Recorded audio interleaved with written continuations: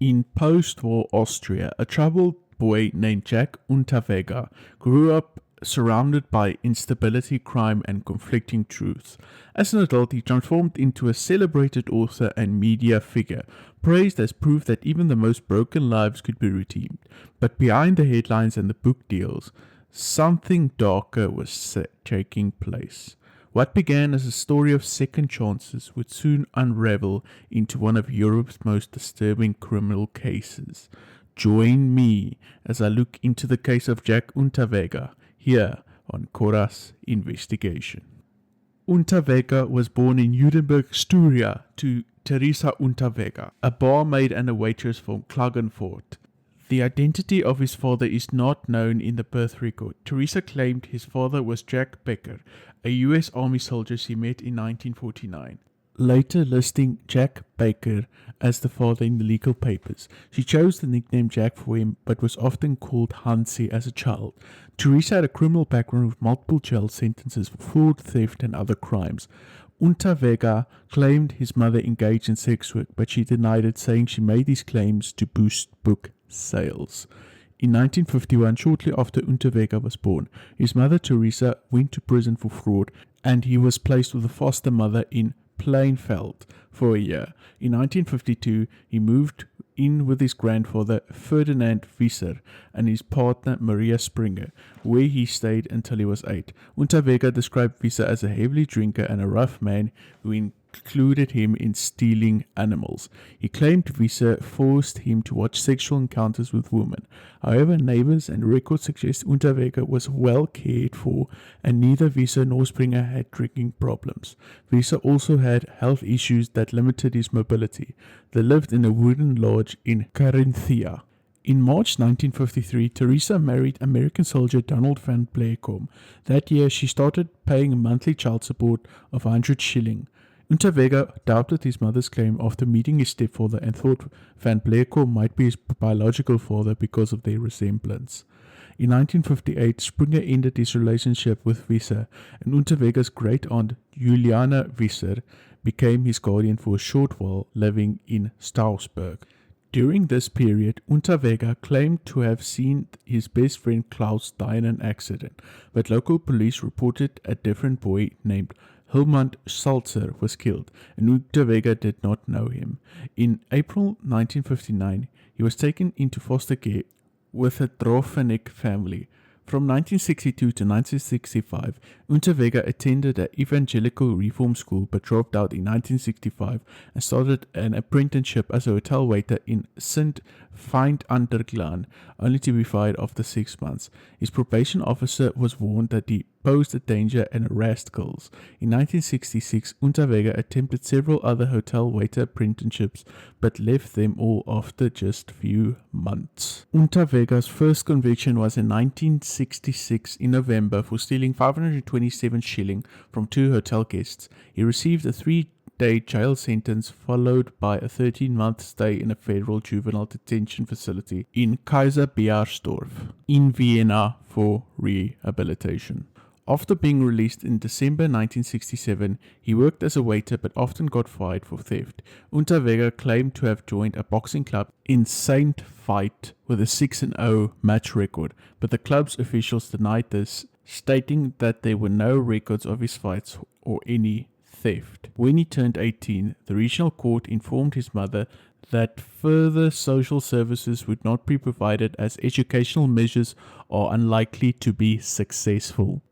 His first convictions. Between 1966 and 1974, Unterweger was convicted 16 times. His crimes mainly involved theft and burglary, along with pimping, sexual assault, and physical assault. Between 1968 and 1969, Unterweger served 10 months in prison for theft. In the summer of '69, he received a 4-month sentence for burglary. In 1970, he was sentenced to 7 months for kidnapping a minor and theft, which was extended by 3 months for sending a threatening letter from prison. On 13th May 1971 in Salzburg, Unterweger lured sex worker Monica H. into his car and drove her to the moors outside the city. Inside the car, he assaulted her violently, hitting her in the head stripping her, tying her up, raping her with a metal rod. She was able to alert a passerby, which led to Unterweger's arrest. While in jail, he attempted suicide and was moved to a psychiatric unit, later released without returning to police. Some sources say the rape happened in 1974, involving a teenager named Daphne. In August 1971, Unterweger entered West Germany but was detained and deported back to Austria, where he served 15 months for vehicle theft. On April 1st, 1973, Marica Horvat, a 23-year-old Yugoslavian woman, was found murdered in the lake near Salzburg. She had been bound and gagged with a pantyhose and a unique necktie. In the same month, Unterweger was arrested because the tie had been purchased near his home, but there was no physical evidence against him. His underage girlfriend provided a false alibi, leading to the investigation being dropped. Officer August Schenner remarked that Horvat's murder resembled Unterweger's methods and attempted to reopen the case in 1983. On the 22nd of October 1973, Unterweger picked up nurse Maria W. as a hitchhiker in Kitzbühel and drove to Oberndorf, saying she had an errand. While returning, he suddenly stopped the car and attacked her, trying to rape her. W escaped into the woods screaming for help. After a struggle, Unterweger agreed to take her back to Kitzbühel, persuading her not to press charges. W later reported the incident to the authorities on November the 20th, 1973, while in the hospital. During the police questioning, Unterweger admitted to hitting W but claimed their injuries were caused by a car crash. Shortly after being convicted of theft in March 1974, Unterweger started an abusive 2-week relationship with Elizabeth L. He beat and assaulted her, threatening to harm her children to keep quiet. In July 1974, he physically attacked 2 women, one of whom lost a tooth. That month, he met Anneliese E. and moved to Switzerland with her to work as a disc jockey and a waiter. They met Barbara Scholes, who became his girlfriend, but after the deportation, Unterweger and Anneliese E. were also deported in 1974. Both girls financed his lifestyle through prostitution. And now we go into the first murder of Jack Unterweger.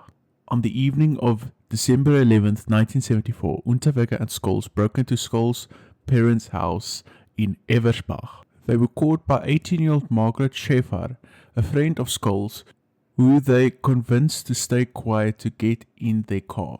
After Scholes stole 100 shilling from someone, they drove to the parking lot. Unterweger then overpowered Schäfer, tied her up, took her wallet, saying he would let her go. They later beat her with an iron bar, raped her, and strangled her to death before hiding her body.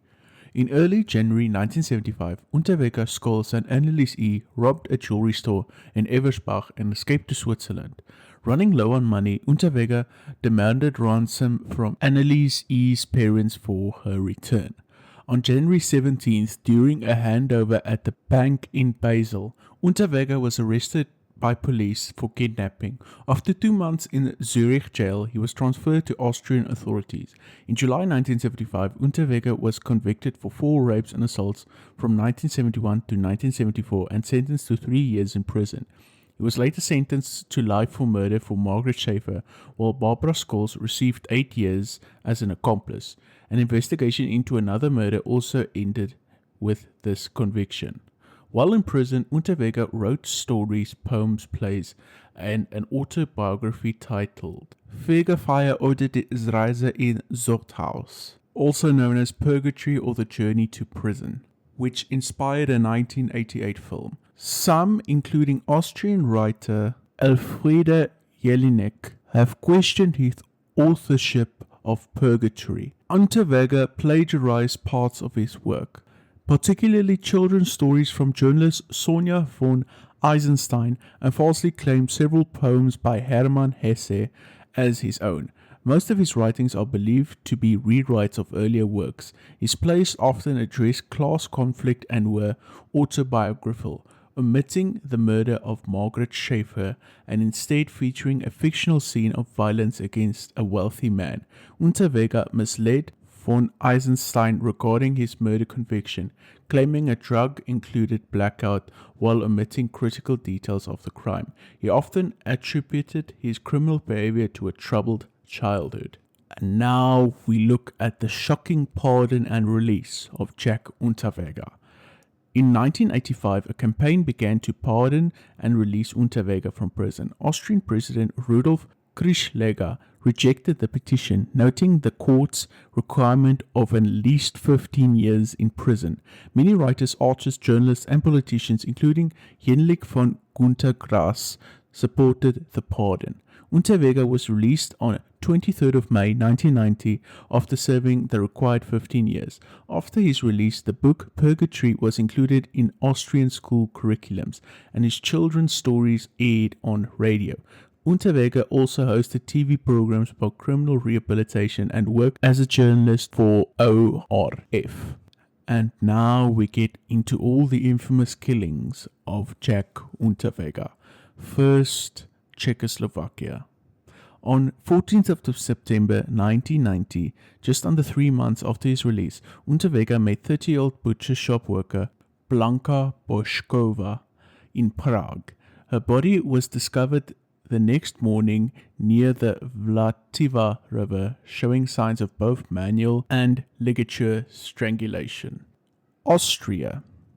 Between October 1990 and May 1991, Unterweger killed at least 7 women in Austria. Their victims were sex workers, 2 of whom were unregistered, with several of them having previously solicited by Unterweger. The women were driven outside town, beaten, raped, and left in forested areas. Most of the women were manually strangled, while some were asphyxiated with underwear like bras, pantyhouses, or stockings. Here is a list of all his victims. October 27, 1990, Graz. 41-year-old Brumilde Masser, found on January 26, 1991 in Gratkorn. December 5th, 1990, Bregenz. 31-year-old Heidemarie Heide Hammerer, found on 31st of December 1990 in Lustenau. March 7th, 1991, Graz. 35-year-old Alfrede Schrempf, found on October 5th, 1991 in Lechendorf. April 8th, 1991, Vienna. 23-year-old Sylvia Zagler, found on 4th of August 1991 in Wolfsgraben. 16th of April 1991, Vienna. 25-year-old Sabine Moitzi, found on 20th of May 1991 in Mödling. 28th of April 1991, Vienna. 33-year-old Regina Prem, found on April 16th, 1992 in Dubling district on Hermannskogel. May 8th, 1991, Vienna. 25-year-old Karen Erglu Sladkli, found on 23rd of May 1991 in Gablitz. During this period, Unterweger had various relationships, including with journalists, lawyers, and prostitutes, as well as teenage students. He lived with Margaret Haas, a wealthy journalist. Rudolf Prem, Regina's husband, tried hard to find her and offered a 10,000 shilling reward. From May to July 1991, he received prank calls, including from Unterweger. The United States. In the summer of 1991, Unterweger was hired by an Austrian magazine to write about crime in Los Angeles and the differences between US and European attitudes to prostitution. He met local police and participated in ride-alongs in the city's red light districts. During his time in Los Angeles and Malibu, Unterweger beat, raped, and murdered 3 sex workers, Shannon Exley, Irene Rodriguez, and Peggy Jean Booth. The killings were linked by the way the victims' bras were cut and tied. Back in Austria, Unterweger was considered a suspect in the murders of sex workers. Without other suspects, police closely watched him until he traveled to the US as a reporter but found no evidence linking him to the crimes. In autumn 1991, police questioned Unterweger twice.